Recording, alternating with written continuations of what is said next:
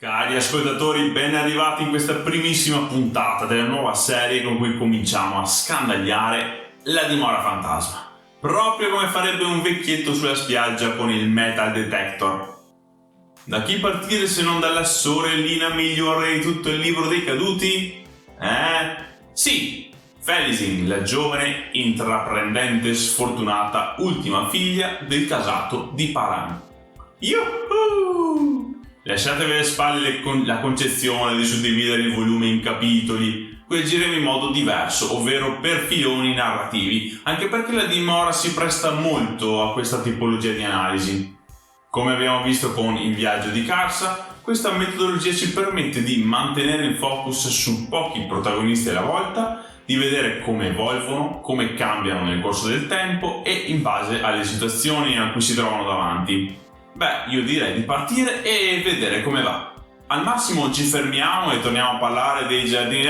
Sto scherzando. Basta giardini. Per la coda infuocata di Tiam. Per quanto riguarda gli spoiler, qui non ce ne sono. Al massimo, se proprio dovrò farne qualcuno, li terrò per la fine del video avvisandovi prima, così che ogni episodio possa essere il più completo possibile.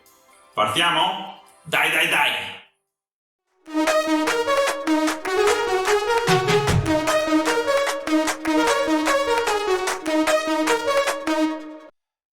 Il prologo della dimora si svolge a Unta, la capitale dell'impero Malazan, sul continente di Kontali.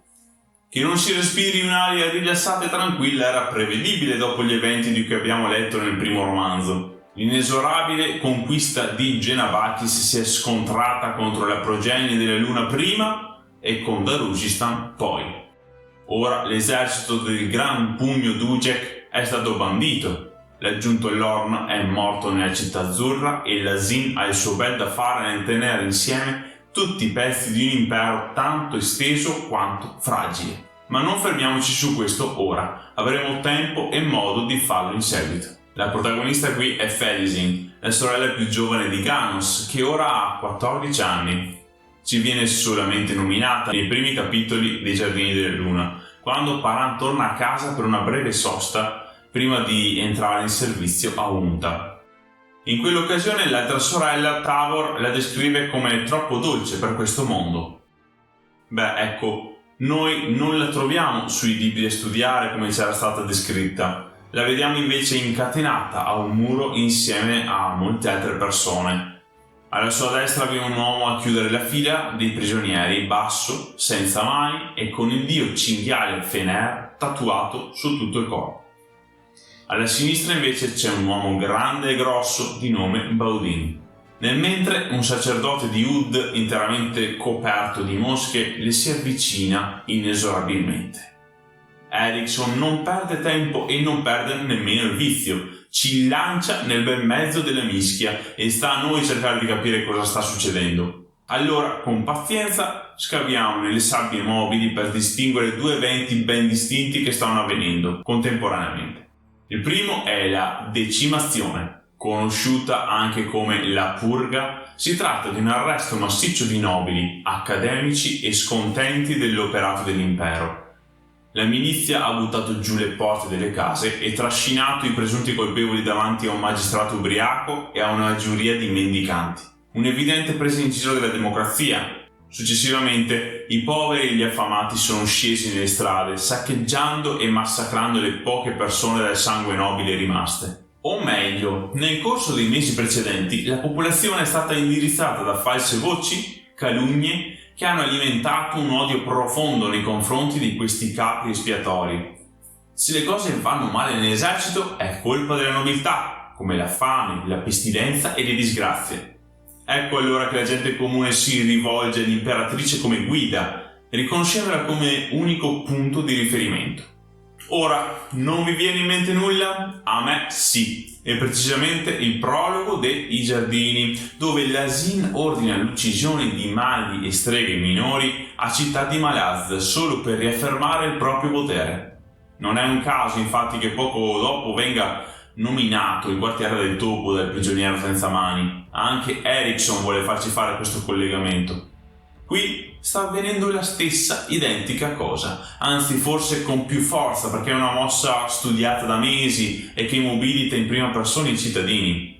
Niente di nuovo quindi, l'abbiamo già vista fare qualcosa del genere. Una semplice ma brutale strategia con lo scopo di rafforzare la propria posizione. Attenzione però. In questo caso l'impero ha imposto una maggiore presenza militare con la scusante dei disordini cittadini e per difesa dei complotti dei nobili. Poi ha esteso il decreto su tutto il territorio imperiale, reclutando ancora più soldati e consolidando la propria presenza dove necessario. Inoltre i beni sequestrati ai ricconi hanno fornito le risorse per pagare l'espansione marziale. Insomma, l'uso di un capo espiatorio e il monopolio delle informazioni sono armi potentissime e la Xin non si fa problemi a utilizzarle quando necessario. L'altro evento che sta accadendo, arrivato ormai nel suo ultimo giorno, è la stagione del marciume. Vediamo per le strade animali morenti e persone sofferenti. Una pestilenza sta divorando la metropoli ed è la terza volta negli ultimi 10 anni. Le mosche la fanno da padrone in un'ambientazione da film horror. Gli abitanti che ci sono riusciti si sono barricati in casa, come aveva fatto la stessa Felisin l'ultima volta, avvertendo appena il disagio dell'ora della sete, rinchiusa nel suo palazzo, cosa ben diversa da adesso, incatenata a un muro e con un sacerdote di Ud coperto di mosche che avanza nella sua direzione. Nell'ora della sete, infatti, gli accoliti del dio della morte si coprono di sangue e avanzano per le vie della città mentre gli insetti li assalgono da tutte le direzioni, non lasciando scoperto nemmeno un lembo di pelle. Il fatto che questi due avvenimenti coincidano non è un caso. Mi perdonerete se vedo lo zampino di Lasin dappertutto. Dai, siamo seri.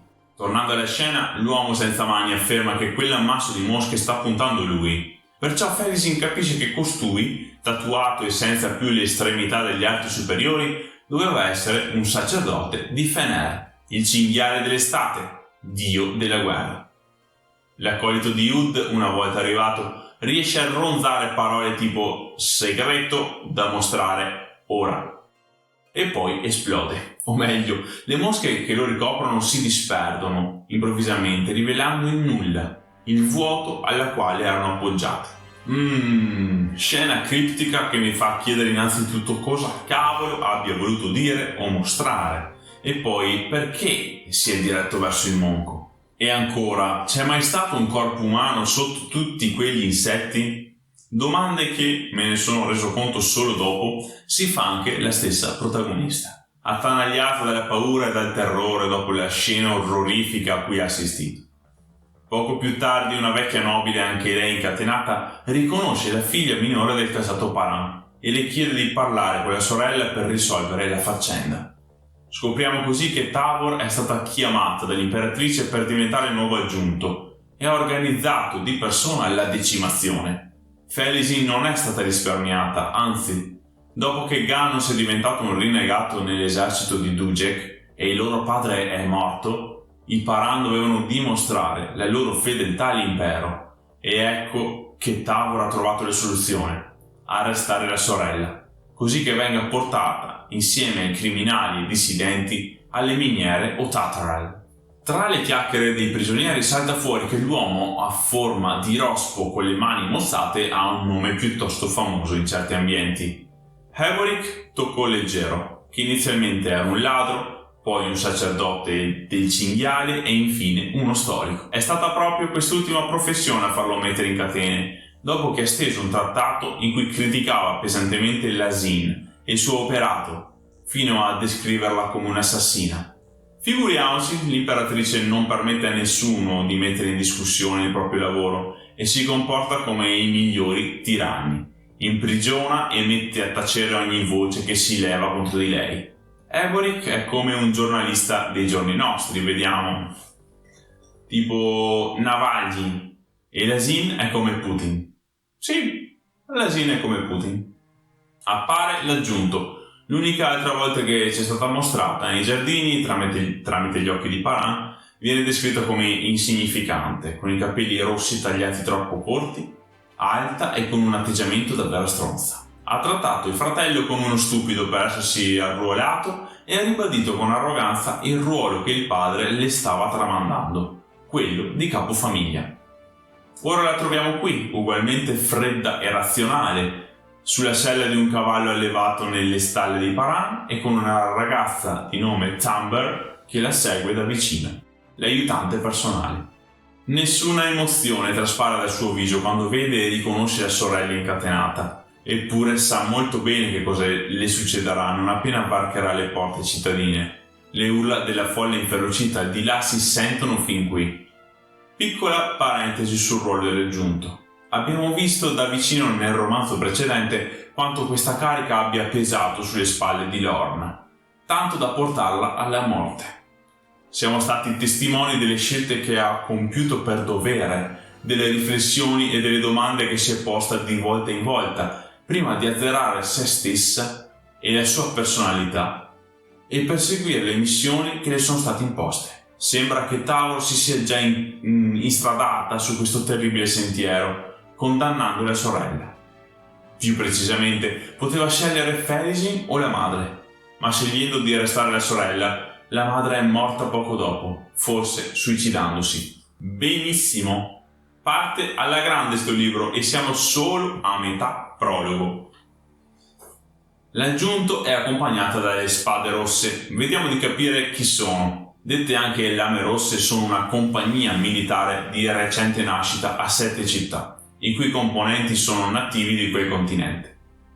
Dopo la conquista Malazan hanno giurato fedeltà all'impero e per questo la popolazione di 7 città li vede come traditori, infatti vengono volgarmente chiamati cani Malazan. L'uniforme che indossano è rossa e oro, ma hanno anche maglie di rosso tatara, in materiale antimagia, intrecciate nella cotta. Le spade rosse sono state scelte per questa missione a Unta perché considerate completamente leali all'impero e incorruttibili. La milizia migliore per un'operazione delicata come l'arresto indiscriminato di nobili. Sicuramente se Tavor avesse usato l'esercito locale sarebbe andato storto qualcosa.